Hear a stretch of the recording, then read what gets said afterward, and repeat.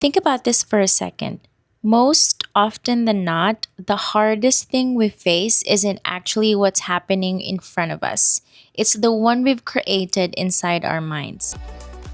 Hi, this is Honey, and you are listening to the Honeycade podcast.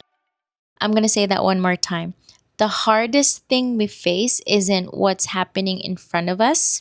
It's the one we've created inside our own minds. Kana ganing term nga ginayuse na to before nga nagtrend, advance mag-isip, something like that. And I'm very much like that. I've always been open about living with generalized anxiety disorder. Well, not online, but at least with my loved ones. In this episode, we will talk about the disorder. I will share a little bit of what I know regarding the neuroscientific explanation, and I will also share what I'm actively doing in order to manage it and not let it completely run my life. For those living with GAD, we live with this chronic and disabling condition characterized by persistent, pervasive, and hard to control worry about a multitude of life's domains. So, family, finances, careers, and relationships. And we experience this more days than not over a span of several months. Because we live our daily lives with this apprehensive, worst case expectation, we feel restless and easily fatigued. We have difficulty concentrating or what we call as mental blocks, and we also experience muscle tension. And my least favorite of all is the sleep disturbance. Lisod kaayo makatulog and to stay asleep. There were so many times when I woke up and I just know that I wasn't satisfied with my sleep. GAD is different from panic disorder. Panic disorder is an abrupt discrete, intense surge of fear, while GAD is living with some type of background worry of the future, things that hasn't happened yet and things that are not happening in the present. Managing GAD is something that I've been actively working on through therapy for several years now. I've learned that this disorder is actually an avoidance response. I'm going to try to discuss this, but know that I'm not an expert. I just really took the time to study and understand GAD so I know what I'm dealing with. So, normally, as a human, when we visualize potential threats, we create a strong physical and emotional activation. We experience fear, and the next best thing to do is to process it and find a solution, right? But for me who has GAD, I use worry as a buffer. There's something in my brain that wants to escape the emotional distress, and so I engage myself in this abstract verbal linguistic worry. What it means is I make this potential threat more than what it really is as an escape because I don't want to feel the full emotional impact, which is necessary to be able to process the fear and find a concrete resolution to the problem. I know that sounds paradoxical, but it's true. If we just keep worrying and not take the time to process what we're worrying about, the worry is now a negative reinforcer.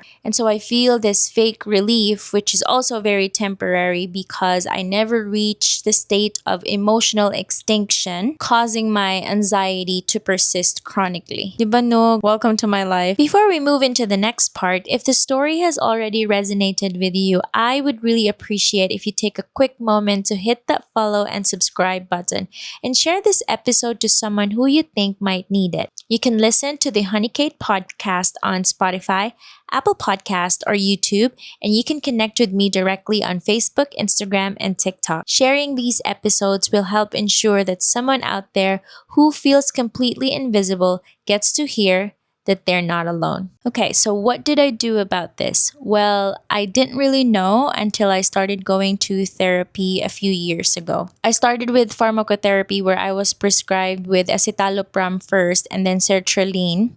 while simultaneously attending a one-on-one cognitive behavioral therapy.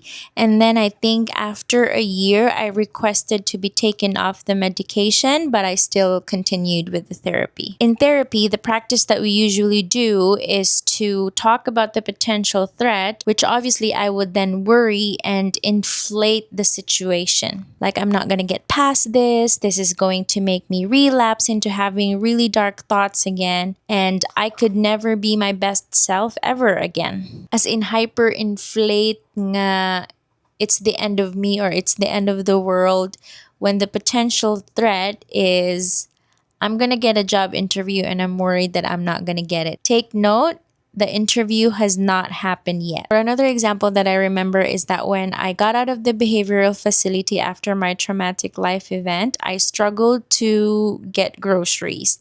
As in, I freeze and I cry looking at milk options. Like, I couldn't decide which milk to get and I just stand there and cry. And that's a different story and diagnosis. But anyway, because I know that it happened, I used it as evidence that I could never get groceries again. And if I can't do something as simple as going to Walmart, then I'm worried that I could never do anything in my life anymore. And then back into, I'm not going to get past this, and this is going to make me relapse into having really dark thoughts again, and so on. And this spiral of thoughts isn't just during a therapy session. I've been thinking about this for more days than not. So after I talk about my worry, my therapist would then guide me to just see the potential threat for what it is. The real version of what it is and not the inflated one in my head. It's a job interview or I ran out of milk. I wanted to share how my therapist guided me, so we're going to go through those two scenarios. Let's start with the job interview. My therapist asked me, what evidence do I have that the job interview is a problem or a threat? Well, nothing. It's actually a solution, to potentially gain income. And so I would counter, well, the problem is, what if I don't get accepted and I can't take it? Then she would help me kind of role play both potential outcomes. If I get accepted, then great. So there's nothing to worry about anymore. I got accepted. So I said, if I don't get accepted, which is my main worry, I'm going to get hurt because I have a problem with rejection.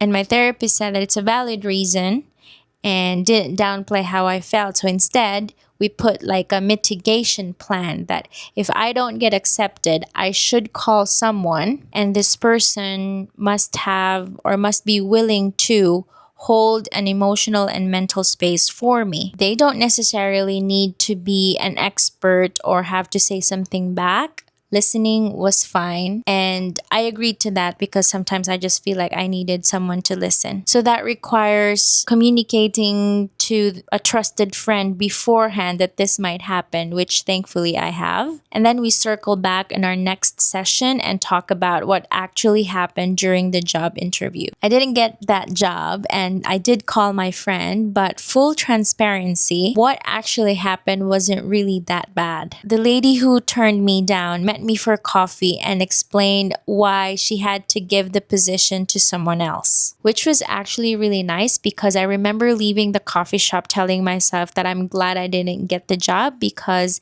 it's not about me not being good enough. It's just really not the right fit. And I'll never forget what my therapist told me when I told her about it. She said to remember that throughout all of this, the hardest thing I faced was the thing that I created in my mind and not the thing that actually happened. Y'all, she was not wrong. Okay, the grocery thing was kind of the same process, except this one I had evidence in the past.